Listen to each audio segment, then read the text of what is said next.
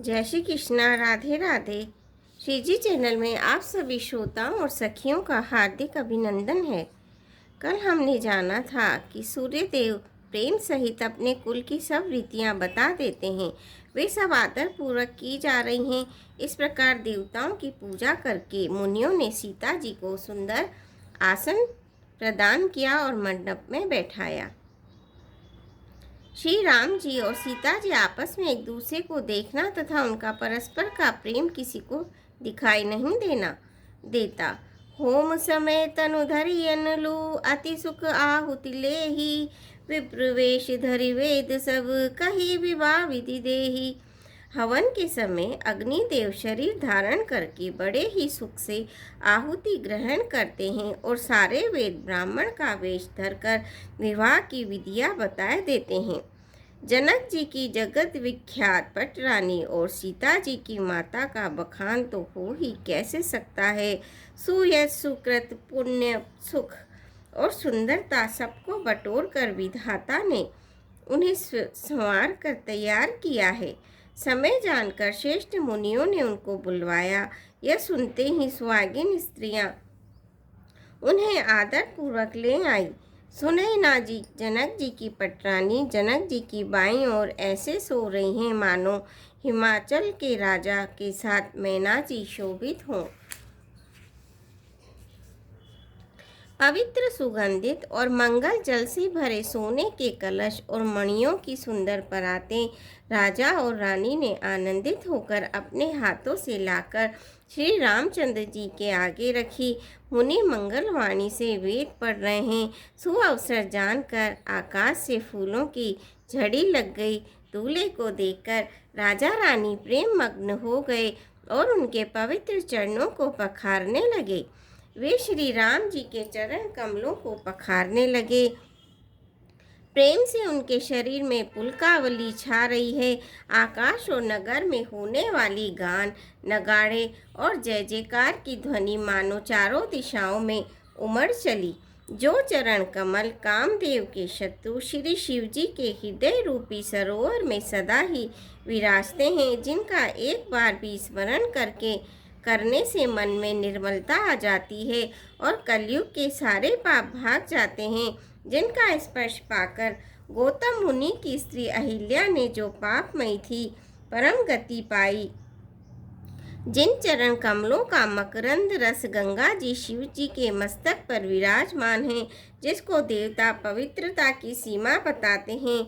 मुनि और योगी जन अपने मन को भोरा बनाकर जिन चरण कमलों का सेवन करके मनोवांछित गति प्राप्त करते हैं, उन्हीं चरणों को भाग्य के पात्र बड़भागी जनक जी धो रहे हैं। यह देखकर सब जय जयकार कर रहे हैं। दोनों कुलों के गुरुवर और कन्या की हथेलियों को मिलाकर शाखोच्चार करने लगे। पाणी ग्रहण हुआ देखकर ब्रह्मादि देवता मनुष्य और मुनि आनंद में भर गए। सुख के मूल दूल्हे को देखकर राजा रानी का शरीर पुलकित हो गया और हृदय आनंद से उमड़ उठा। राजाओं के अलंकार स्वरूप महाराज जनक जी ने लोक और वेद की रीति को करके कन्यादान किया। जैसे हिमवान ने शिव जी को पार्वती जी और सागर ने भगवान विष्णु को लक्ष्मी जी दी थी, वैसे ही जनक जी ने श्री रामचंद्र जी को सीता जी समर्पित की, जिससे विश्व में सुंदर नवीन कीर्ति छा गई। विदेह जनक जी कैसे विनती करें, उस सांवली मूर्ति ने तो उन्हें सचमुच विदेह देह की सुध बुध से रहित ही कर दिया। विधि पूर्वक हवन करके गठजोड़ी की गई और भावरें होने लगी। जय ध्वनि वंदी ध्वनि वेद ध्वनि मंगल गान और नगाड़ों की ध्वनि सुनकर चतुर देवगण हर्षित हो रहे हैं और कल्प वृक्ष के फूलों को बरसा रहे हैं। वर और कन्या सुंदर भावरे दे रही है। सब लोग आदर पूर्वक नेत्रों का परम लाभ ले रहे हैं। मनोहर जोड़ी का वर्णन नहीं हो सकता। जो कुछ उपमा कहूँ वह थोड़ी ही होगी। श्री राम जी और श्री सीता जी की सुंदर परछाई मणियों के खंभों में जगमगा रही है, मानो कामदेव और रीति बहुत से रूप धारण करके श्री राम जी के अनुपम विवाह को देख रहे हैं। उन्हें कामदेव और रति की दर्शन की लालसा और संकोच दोनों ही कम नहीं है, अर्थात बहुत है। इसीलिए वे मानो बार बार प्रकट होते हैं और छिपते हैं। सब देखने वाले आनंद मग्न हो गए और जनक जी की भांति सभी अपनी सुध भूल गए। मुनियों ने आदर पूर्वक आनंद पूर्वक भावरे फिराई और नेक सहित सब रीतियों को पूरा किया। श्री रामचंद्र जी सीता जी के सिर में सिंदूर दे रहे हैं। ये शोभा किसी भी प्रकार कहीं नहीं जाती, मानो कमल को लाल पराग से अच्छी तरह भरकर अमृत के लोभ से सांप चंद्रमा को भूषित कर रहा हो। यहाँ श्री राम जी के हाथ को कमल की, सिंदूर को पराग की, श्री राम जी की शाम भुजा को सांप की और सीता जी के मुख को चंद्रमा की उपमा दी गई है। फिर वशिष्ठ जी ने आज्ञा दी, तब दूल्हे और दुल्हन एक आसन पर बैठे। श्री राम जी और जानकी जी श्रेष्ठ आसन पर बैठे। उन्हें देखकर दशरथ जी मन में बहुत आनंदित हुए। अपने सुकृत रूपी कल्प वृक्ष में नए फल आए देखकर उनका शरीर बार बार पुलकित हो जाता है। 14 भवनों में उत्साह भर गया। सबने कहा कि श्री रामचंद्र जी का विवाह हो गया। जीव एक है और यह मंगल महान है। फिर भला वह वर्णन करके किस प्रकार समाप्त किया जा सकता है।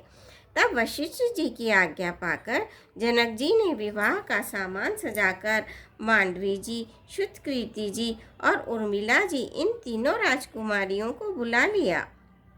कुशध्वज की बड़ी कन्या मांडवी जी को, जो गुणशील और सुख और शोभा रूपी थी, राजा जनक ने प्रेम पूर्वक सब रीतियां करके भरत जी को ब्याह दिया।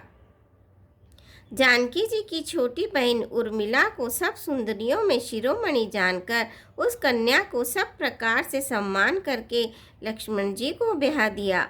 और जिनका नाम श्रुतकीर्ति है और जो सुंदर नेत्रों वाली, सुंदर मुख वाली, सब गुणों की खान और रूप तथा शील में उजागर है, उनको राजा ने शत्रुघ्न को ब्याह दिया। दूल्ह और दुल्हने परस्पर अपने अपने अनुरूप जोड़ी को देखकर सकुचते हुए हृदय में हर्षित हो रहे हैं। सब लोग प्रसन्न होकर उनकी सुंदरता की सराहना करते हैं और देवगण फूल बरसा रहे हैं। सब सुंदरी दुल्हनें सुंदर दूल्हों के साथ एक ही मंडप में ऐसी शोभा पा रही है, मानो जीव के हृदय में चारों अवस्थाएं, जागृत, स्वप्न, सुषुप्ति और तुरय, अपने चारों स्वामियों विश्व, तेजस, प्राज्ञ और ब्रह्म सहित विराजमान हो। मुदित अवधपति सकल सुत बदुन समेत निहारी, जनु पाए महिपाल मणि क्रियन सहित फलचारी। सियापति रामचंद्र की जय, पवन पुत्र हनुमान की जय। और जनक नगरी मिथिला में सब मंगल गीत गाए जा रहे हैं। मिथिला का कण कण खिला, जमाई राजा राम मिला। मिथिला का कण कण खिला, जमाई राजा राम मिला। श्रोताओं, आज के लिए बस इतना ही। कल फिर आपसे भेंट होगी। मेरे चैनल को सब्सक्राइब कीजिए, वीडियो को लाइक कीजिए, शेयर कीजिए। धन्यवाद।